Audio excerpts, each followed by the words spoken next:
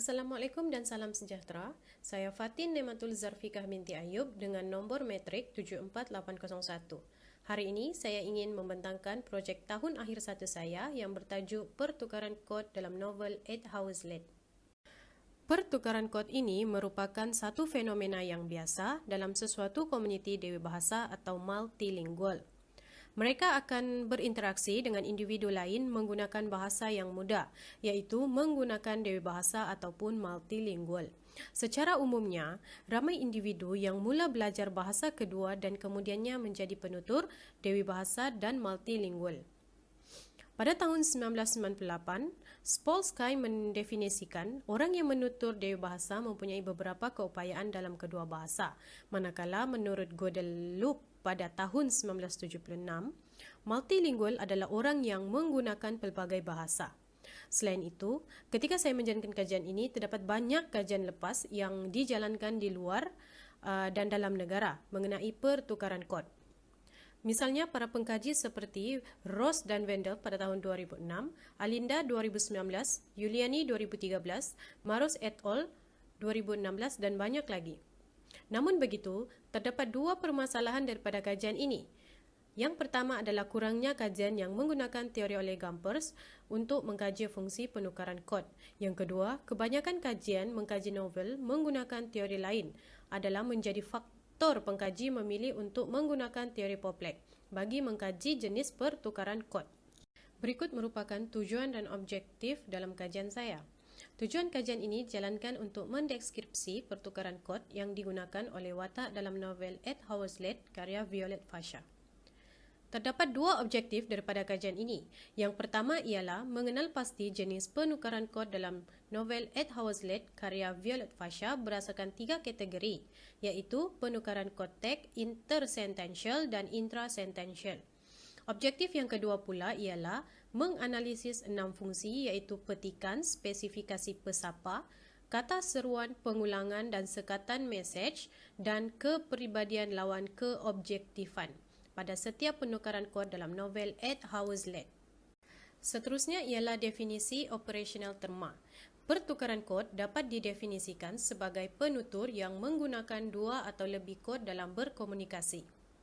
Berikut juga merupakan beberapa tokoh yang memberi definisi mengenai pertukaran kod.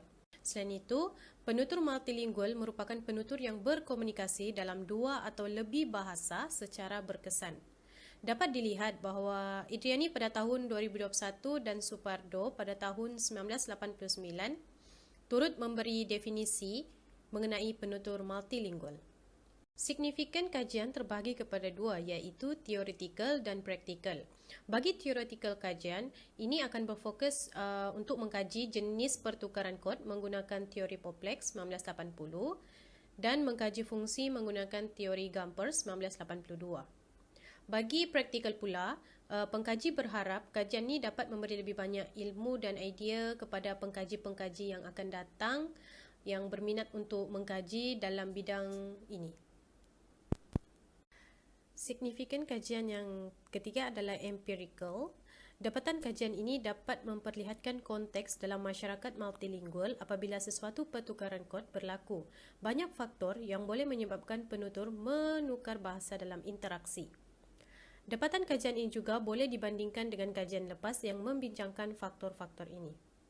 Seterusnya, saya akan membentangkan mengenai sorotan kajian lepas. Kajian yang pertama ialah kajian daripada Rahmania pada tahun 2016. Kajian ini bertajuk penukaran kod yang digunakan oleh Kimi Jayanti dalam program iLook di Net TV.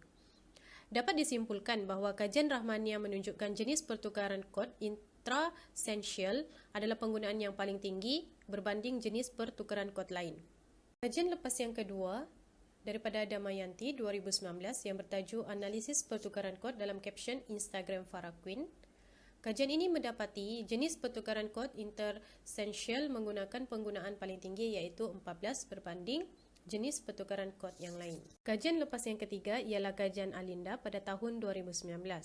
Kajian ini bertajuk Jenis dan Fungsi Pertukaran Kod di kalangan penutur dewi bahasa Melayu. Kajian beliau menunjukkan 5 daripada 6 fungsi pertukaran kod digunakan di kalangan penutur dewi bahasa Melayu. Kajian lepas yang keempat adalah daripada kajian Ross dan Venom pada tahun 2006. Tajuk kajian beliau ialah fungsi pertukaran kod dalam kelas multilingual. Kajian ini mendapati bahawa pertukaran kod antara bahasa Inggeris dan Afrikan memenuhi fungsi tertentu dalam bilik darjah. Dalam kajian ini, reka bentuk penyelidikan deskriptif dipilih untuk mengumpul data kualitatif tentang pertukaran kod dalam novel Ed Hazlitt. Menurut Tyler dan Bohan pada tahun 1984, data kualitatif berbentuk deskriptif berupa kata-kata lisan atau tulisan tentang tingkah laku manusia yang dapat diamati. Manakala Lincoln juga memberi definisi bahawa merupakan salah satu cara yang berkesan untuk mendapatkan maklumat tentang budaya, adat resam dan norma sesuatu masyarakat. Pengkaji memilih korpus berbentuk teks dalam kajian ini. Pengkaji memilih novel Ed Hazlitt karya Violet Fasha untuk mendeskripsi penukaran kod. Kemudian, novel ini adalah novel yang mengisahkan tentang Fatimah Syamimi, iaitu gadis gagap yang mempunyai depresi gara-gara tekanan daripada keluarga yang tidak berpendidikan tinggi. Novel ini juga terdiri daripada 483 halaman dan mempunyai 35 bab. Bagi instrumen kajian, pengkaji menggunakan teori Poplek pada tahun 1980 untuk mengenal pasti jenis penukaran kod dalam novel Ed Hazlitt karya Violet Fasha berdasarkan 3 jenis, iaitu tag, intersentential dan intrasentential. Berikut merupakan jadual yang mempunyai definisi setiap jenis pertukaran kod oleh Poplek pada tahun 1980. Jenis pertukaran kod yang pertama adalah tag, yang kedua intersentential dan yang ketiga adalah intrasentential. Selain itu, pengkaji juga menggunakan teori Gompers untuk memenuhi objektif kajian pengkaji yang kedua. Teori ini digunakan untuk menganalisis 6 fungsi, iaitu petikan, spesifikasi pesapa, kata seruan, pengulangan, sekatan mesej dan kepribadian lawan keobjektifan. Setiap fungsi pertukaran kod tersebut akan diberikan definisi. Sebagai contoh, fungsi petikan, fungsi spesifikasi pesapa, kata seruan.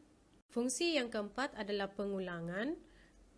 Fungsi yang kelima sekatan mesej dan yang terakhir adalah kepribadian lawan keobjektifan. Berikut merupakan prosedur pengumpulan data dalam kajian. Yang pertama, pengkaji memilih novel yang sesuai yang mengandungi penukaran kod dalam dialog. Kemudian pengkaji membaca keseluruhan novel sehingga selesai. Ketiga, pengkaji memilih dialog, kemudian digariskan, ditentukan dan dikelaskan melalui pengambilan nota. Dan yang terakhir, pengkaji mengkategorikan kepada jenis dan fungsi penukaran kod oleh teori Poplek 1980 dan teori Gompers. Seterusnya, prosedur analisis data. Pertama, pengkaji akan mengumpul data dan dianalisis secara teks berdasarkan teori penukaran kod.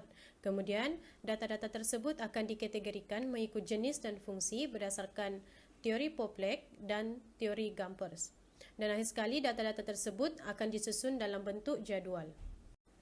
Kesimpulannya, penulis dalam novel Ed Hazlitt memperlihatkan watak-watak yang terdapat dalam novel ini menggunakan lebih daripada satu bahasa ketika berkomunikasi dan ini menjadi faktor pengkaji untuk menjalankan kajian mengenai pertukaran kod. Selain itu, pengkaji berharap kajian ini dapat menambah ilmu atau idea kepada pengkaji yang akan datang dan pengkaji lain yang ingin mengembangkan kajian ini dengan memasukkan teori-teori lain. Sekian, terima kasih.